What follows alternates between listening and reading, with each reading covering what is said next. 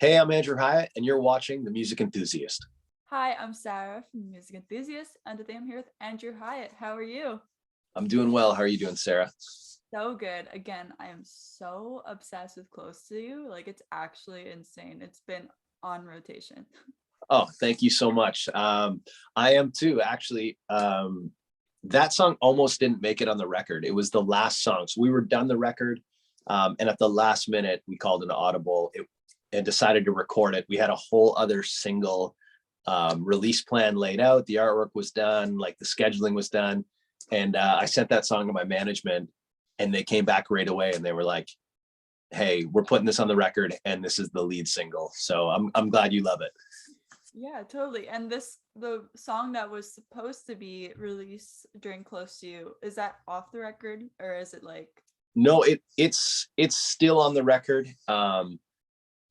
It's a cool song. I'm now glad that we didn't go with it because it was a little bit of a departure for me as far as like what I try and go for. It felt like we leaned into like a little bit more of a poppier vibe on that specific song, and that's not really, it's not who I am, but it seems to be what has been successful for me in the past at radio. So we were like, we were starting to look at it from more of analytics and what has worked, and then our target market, and started to analyze it based on numbers and facts. And I was just like, no, I got to go with my gut.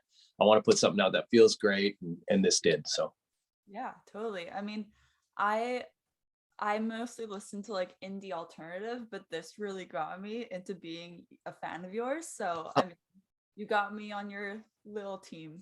oh, thank you. I appreciate that so much. No problem. So before we get into the new EP and the singles, what was the first thing you listened to today? The first thing I listened to today, Yes. oh, I think it was, I don't know what the song was, but usually when I wake up and I'm, making breakfast, I just say, hey, Alexa, or whatever device is in the room. I think my kitchen right now has an Alexa device. Don't tell Apple or Spotify, but I said, hey, Alexa, play Donovan Woods. I think is probably what I did this morning. And then the rest of my day was consumed listening to myself, because not out of any other reason other than the fact that I need to learn songs that I haven't sang in 2 years for a release that's next week. So yeah, just trying to get those dialed in. Yeah, because you're playing a release show in Toronto, like on the release day as well, right? Yeah. So May 6th, we're going to be playing in Toronto. I think it's the first time that I've had my entire band in, like, everybody in the band on stage at the same time in the last 2 and a bit years. So it'll be really nice. We've been in, pieces of us have assembled to play shows that are kind of stripped down, but this will be nice. Are you excited to like just finally like be a full band and like play a show again? Oh, I can't even tell you how excited I am. I was super sick last week and we had rehearsals. Not COVID, just a chest cold. And it still was amazing, even feeling like I had been dragged over a bag of hot nails. I just felt great being there with the guys playing music and making noise. It felt awesome. Amazing. And this EP is called 4 Good Years. Why is it called that? Why is it 4 Good Years? So that the song 4 Good Years on the record was the first song that we decided was going to be on this record. And I feel like anytime I'm making any body of music, there's always an anchor track on it. And it's the track that I feel like I'm kind of like searching in the dark for what I want the record to feel like, or the themes on the record. And then a song will come along, either pitched to me or that I write, and it'll just kind of lock in what I want. And that was 4 Good Years for me. I heard it and I was like, I have to cut this song. I got to record it. And it's just so good. It's an 8-track EP. So what were the easiest and the hardest songs to create? So I would say there's a little bit of struggle and a little bit of joy in every song. I had surgery 2 years ago for some vocal stuff, and this is the first time I've ever recorded anything at home. So I tracked everything in this room as far as vocals went, and that was the first time I'd ever done that. So I felt like I was learning my own voice again. And I feel like I can hear that throughout the record because every song is kind of cut a few weeks apart. It wasn't all done at once. So there's been a lot of growth.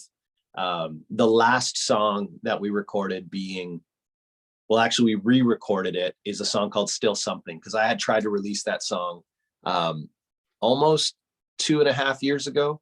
And then we had a little bit of an issue. Kid Rock, it was a pitched song. So it was sent to me, but it was also sent to Kid Rock, and Kid Rock had passed on it. We said, hey, we're going to cut this song and put it out. And we did our version of it, and it was out for 12 hours. And then we found out that Kid Rock wanted to put a version out. So they asked us if we could pull our version, because he was going to do like a big single release with it, and we weren't. So anyway, it worked out well, because he released his version and it's cool and he did his thing, but I was able to go back and re-sing this song. And I feel like it's kind of the nail in the coffin of like me letting go of my insecurities vocally over the last couple of years, where I'm like, oh yeah, like I nailed this. It sounds great. It sounds so dope. So I mean, I would say that was the easiest song to sing. And then the hardest song to sing probably would have been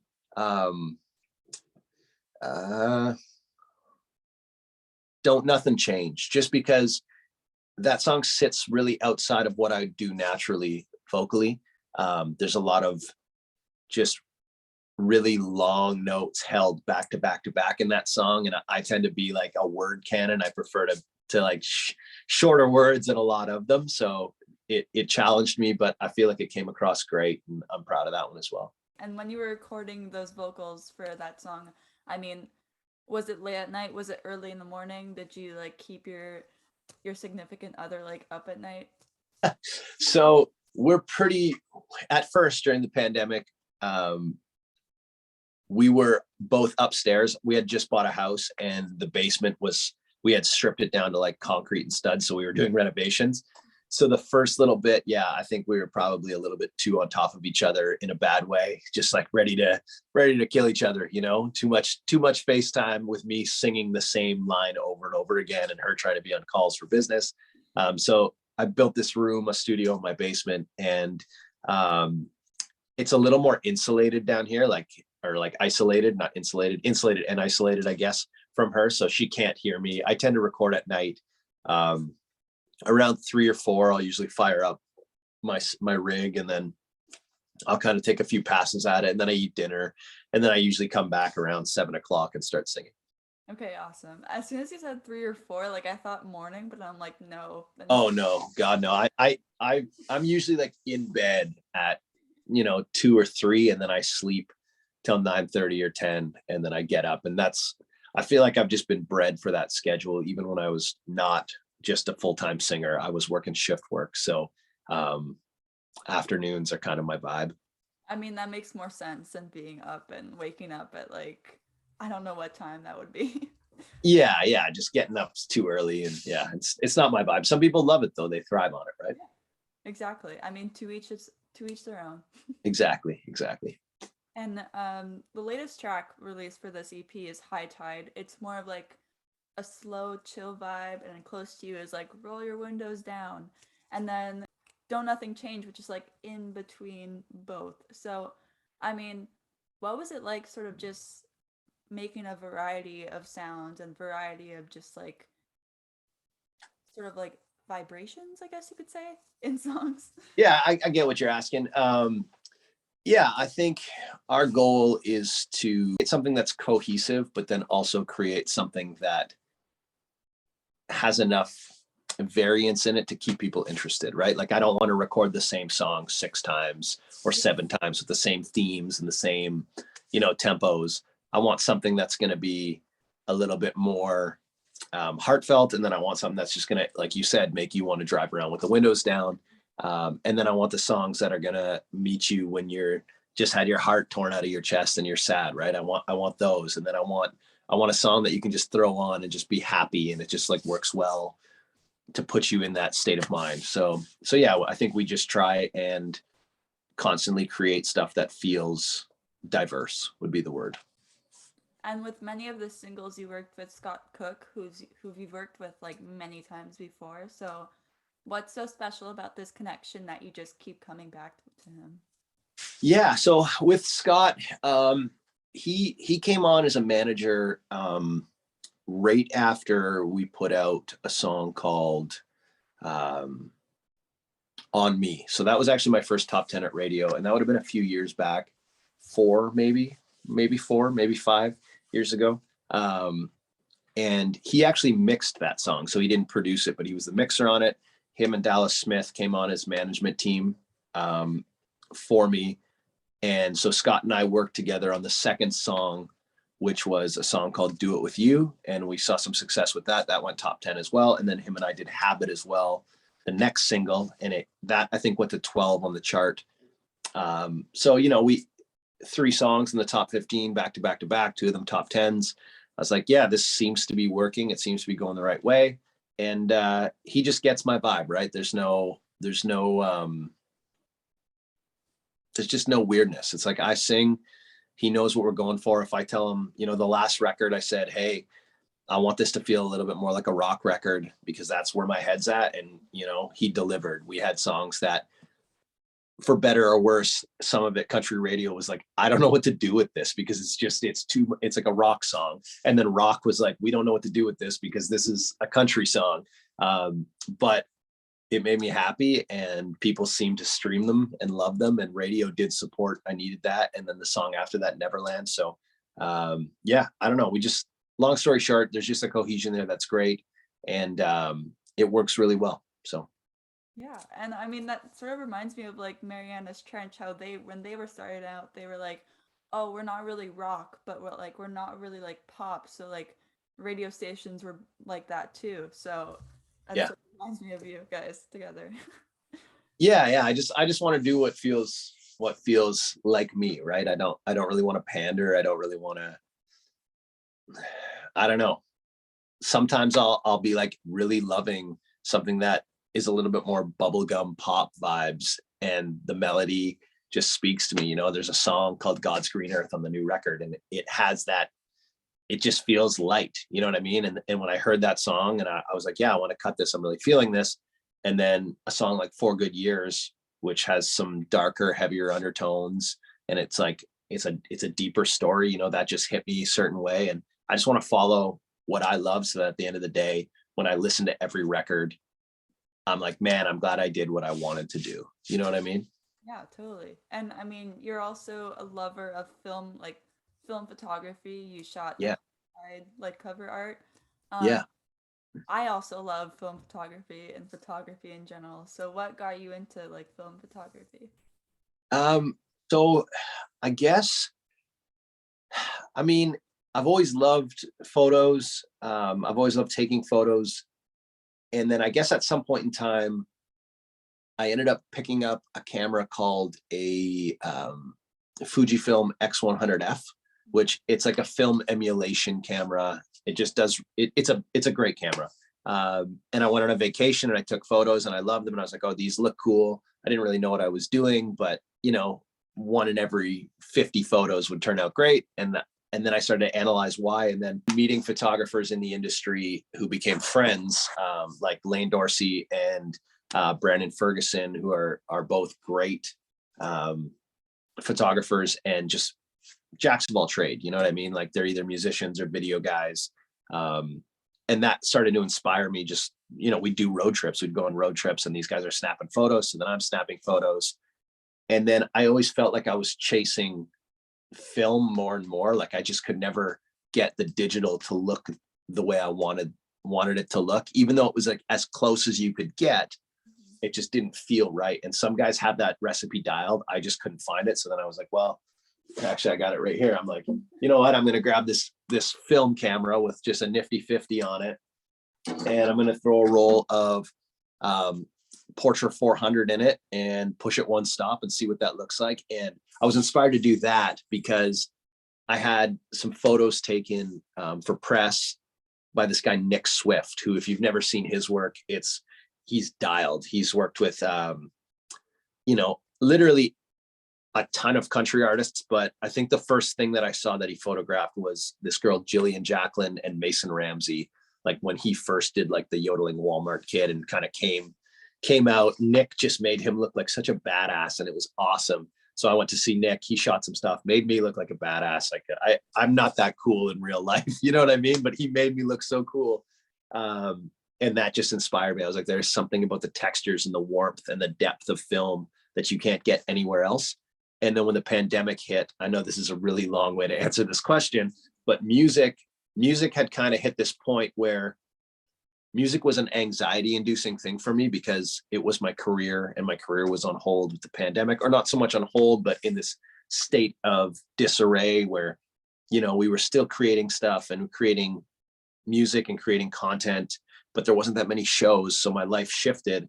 So I kind of found solace in taking pictures as a creative outlet. And it just, whether anybody else will ever like a picture I take, I don't care, because it just brings me joy in a way that is solely mine. And I think it's really important to have something like that. It's kind of like how a song like High Tide, like that's written solely for me. You know what I mean? And I've been in, like, a song like Wildflowers, is another song, not off this EP, but off the last. And those songs are written solely for me. They don't fit a mold, but I need to create those. That's how I feel about photos. In your future music career, like, would you ever have like the idea of you like creating your own like visual aspects with like film? Yeah. So I definitely, it's something that I've kind of moved into. I would say that probably the next batch of photos I will shoot on my own. I just haven't gotten, I have some great friends who are really talented at what they do, but I do feel like for me, I kind of already have an idea of what I want to shoot for the next batch. So I'm going to make an attempt at that and see what happens. And then if it doesn't work, I can kind of let somebody else take over. But I did shoot.